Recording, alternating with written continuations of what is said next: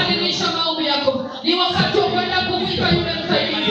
Na si mwingine ni Roho Mtakatifu. Ambaye Kristo Yesu alikwenda alisema sitawaacha yatima, bali nitawaitia msaidizi. Na huyo si mwingine ni Roho Mtakatifu. Kwa maana alijua sisi hatujui kuomba vyema. Ila Roho anaweza kuomba kwa kuugua, tena kusikoweza kutamkika. Alafu anayajua madhaifu ya kila mmoja. Ndio maana tuko mahali hapa asubuhi ya leo. Tunamwalika yule Roho Mtakatifu.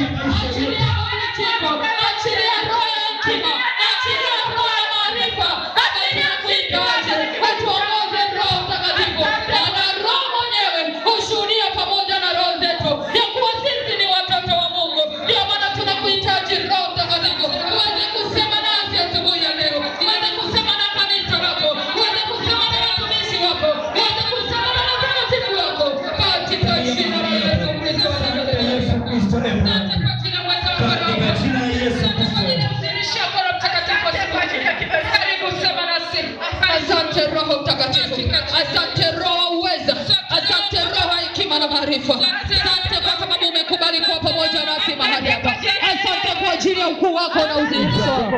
Asante kwa kuwa wewe ni mwaminifu. Unaachilia Mungu jina na Mungu. Unaachilia nguvu za Roho. Unaachilia utukufu wako. Katika jina la Yesu Kristo.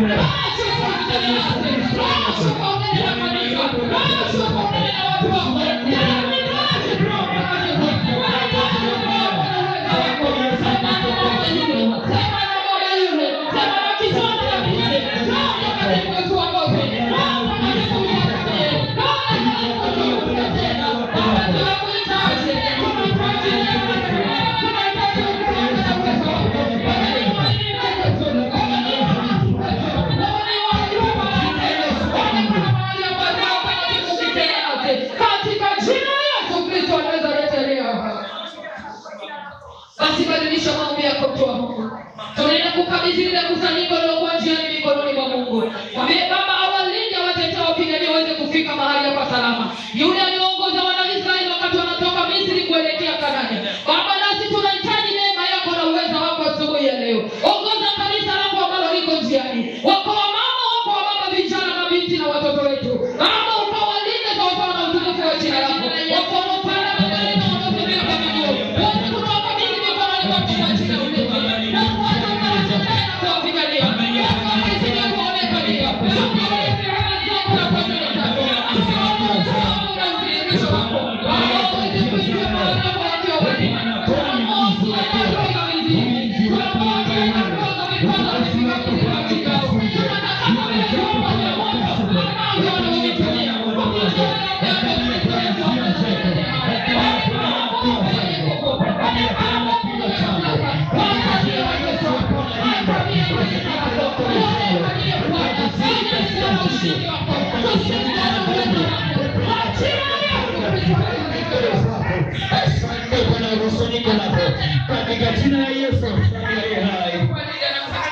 Katika jina la Yesu. Basi hebu paza sauti ya shukrani. Wakati tunaenda kumshukuru Mungu tulipoomba maombi haya, hatukuyaomba kwa akili zetu wala ufahamu wetu. Maana wapo walitamani kuomba lakini hawawezi tena kuomba. Wengine wamekwisha zikwa, lakini wengine wako hospitalini wanafungulia gesi. Lakini mimi na wewe tumetamka maneno mawili si kwa akili zetu. Kwa hiyo ni vyema kumshukuru Mungu wetu aliye hai. Baba tunamshukuru, tunakutukuza. Asante kwa kibali ambacho umetupa cha kuomba maombi yako.